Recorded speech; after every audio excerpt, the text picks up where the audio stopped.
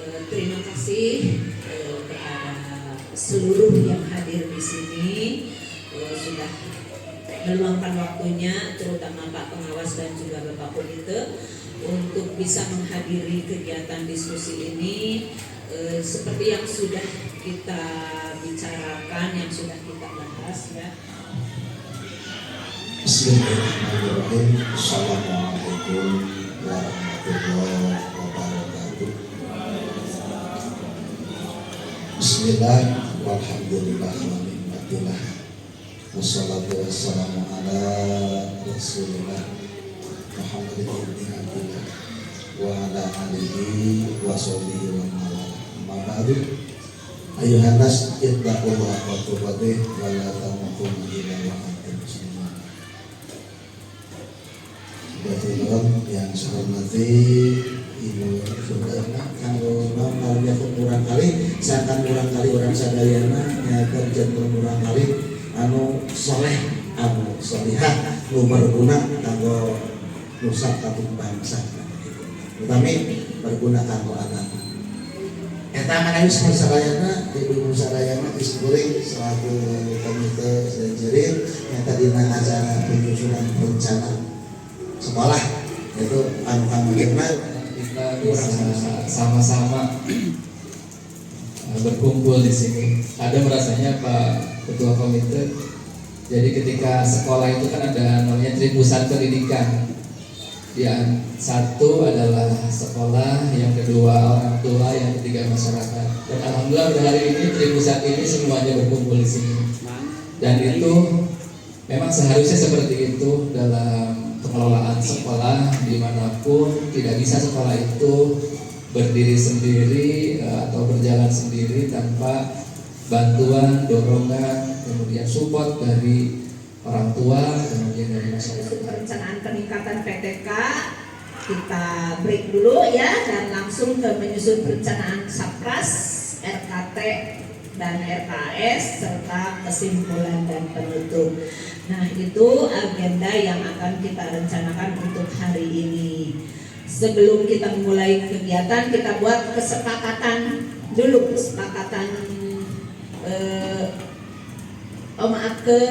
tujuan dulu ya. Tujuan kegiatannya yang pertama bahwa kita nanti akan mampu membuat perencanaan pembelajaran berdasarkan hasil refleksi dan identifikasi diskusi ke-1. Tujuan yang kedua, menyusun perencanaan peningkatan kompetensi pendidik berdasarkan hasil identifikasi kebutuhan belajar PTK. Dan tujuan ketiga, menentukan sarana prasarana yang dibutuhkan sekolah berdasarkan skala prioritas. Dan yang keempat adalah menyusun RKT dan RKS berdasarkan rapot pendidikan ya. Itu nanti tujuan yang akan kita capai. Nah, kesepakatannya kita mau selesai seperti biasa ya. Yang pertama mungkin saling menghargai, saling menghormati, dan yang kita sepakati boleh makan dan minum ya, tetapi tetap fokus ya, tetap fokus. Kemudian kita sepakati berakhir di pukul berapa? Tidak boleh lebih dari pukul 12 gitu ya. Iya, baiklah. Nah, kita terkait mengingatkan kembali ya, kemarin diskusi pertama bahwasanya identifikasi layanan yang perlu diperbaiki, yaitu ada 4 nanti ke rencana pembelajaran, peningkatan pembelajaran, kebutuhan sarana prasarana, dan menyusun RKT. Sebelum gitu ya, sebelum nanti kita menyusun perencanaan, ada pertanyaan pemantik dulu ya. Boleh minta tolong Imam dibagikan ininya. Satu, berarti ini ada 3 pertanyaan, ada 3 warna ya, ada 3 warna. Di sini sudah ada yang sebagian langkah-langkahnya. Dan kemudian mengapa kita harus membuat perencanaan sekolah? Di sini agar perencanaan dapat terlaksana dan terorganisir dengan baik. Supaya terencana dengan baik, sukses dan harmonis, sekolah menjadi rumah yang kedua. Itu salah satunya, banyak sekali lainnya. Betul ya, bahwasanya dalam hal apapun, kegiatan apapun, kita harus mempunyai perencanaan. supaya tepat guna gitu ya, sebagai arah gitu ya kita dalam melaksanakan kegiatan. Nah, makanya untuk tadi mewujudkan sekolah yang kita cita-citakan, SDN Ciri 1 yang berkualitas, kita di sini sekarang akan membuat perencanaan sekolah gitu ya, supaya nanti arah tujuan dari kita untuk mencapai tadi beberapa indikator yang menjadi fokus layanan perbaikan bisa terlaksana dengan baik ketika kita membuat perencanaan yang jelas gitu ya. Nah, ini sangat luar biasa sekali. Terima kasih Bapak Ibu mendengahi ya perbaikan yang perlu dilakukannya itu. Ini langkahnya kita kemarin sudah dibuat ya. Peningkatan kompetensi GTK tentang perundungan, peningkatan pemahaman peserta didik terhadap perundungan, kemudian membuat program sekolah untuk mengantisipasi perundungan yaitu Rasaku, membuat kebijakan untuk mengantisipasi dan menangani perundungan. Ini yang disepakati di diskusi pertama. Sebenarnya sudah ada ya yang untuk nanti ininya.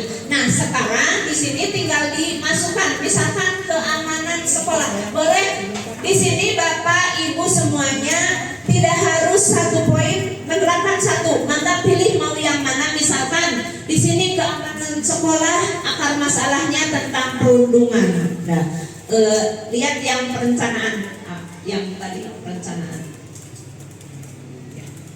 Iya, aku sampaikan perasaanku, berarti itu masuk di kokurikuler gitu ya. Kemudian misalkan mau ada di intranya, kalau intra kan otomatis berarti dalam pembelajaran ya, dalam pembelajaran. Atau boleh di sini misalkan gitu, mengintegrasikan karakter sikap perilaku yang baik misalkan ya dalam mata pembelajaran, dalam pembelajaran misalkan, atau mau masukkan apa yang berkaitan supaya anak gitu tidak terjadi perundungan ini.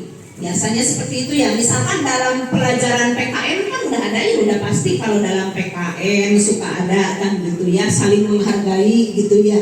Misalkan kayak gitu. Dalam sekarang kan penyakit gondomin sedang marah. Dalam satu kelas itu hampir semua kena muat, saya tanya.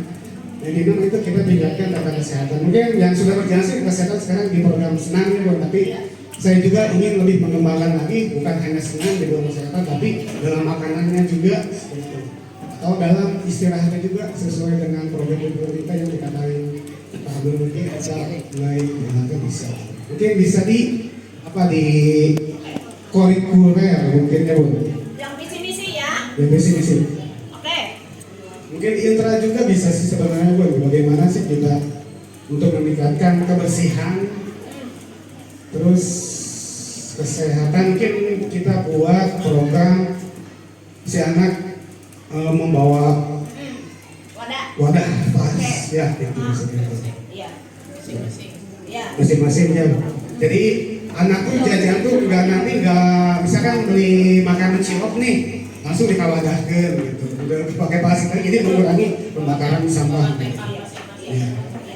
Oke, betul. Karena di sini di kualitas pembelajaran pertama itu adalah visi misi. Tidak hanya membaca, menulis, tapi juga berbicara. Nah, ini bisa diterapkan di semua mata pelajaran. Nah, saya ingin dalam pembelajaran itu ketika awal itu boleh kita membiasakan untuk membaca dulu 10 menit, terus nanti kita 5 menit menulis, nanti 1 menit berbicara.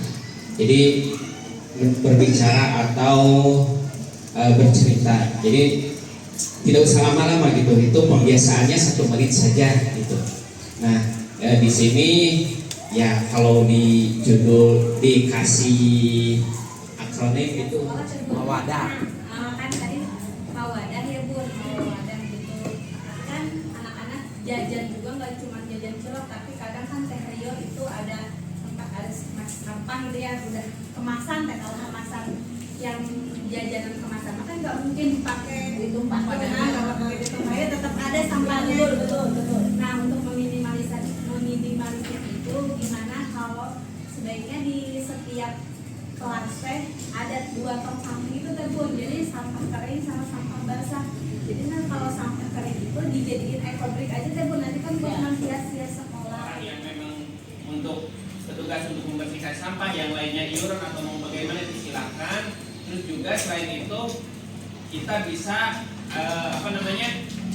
mengakomodir pedagang-pedagang yang memang misalkan ada pedagang yang nakal, misalkan ada yang jualan roti dan sebagainya, itu kan kalau misalkan sudah ada wadahnya, wadah dari para pedagang itu, maka banyak hal yang memang bisa kita terapkan gitu. Salah satunya itu tadi sampah itu kita bikin dulu koordinator dari pedagangnya siapa, nanti mau teknisnya mau seperti apa, pokoknya sampah dari luar kembali keluar gitu. Nah itu misalkan Ini tadi ya. Iya. Jadi mintanya kalau diizinkan ke dalam, saya bertanggung jawab kan gitu. Tapi kalau di luar, nah ini dinamikanya di sini. Jadi kita sebaiknya Gimana kalau pengelola dengan desa? Di luar ini kan desa. paling Ini desa supaya bisa pedagangnya kita. iya paling mungkin begitu ya. Ya, terima kasih, berarti nanti koordinasi dengan Kaya Desa.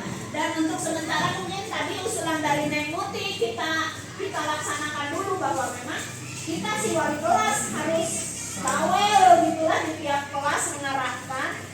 Terus fasilitas mempunyai tempat sampah 2 di tiap kelas. Yang untuk sementara sebelum peser tempat sampah tetapi si guru kelas harus selalu mengarahkan, ya, mengecek juga.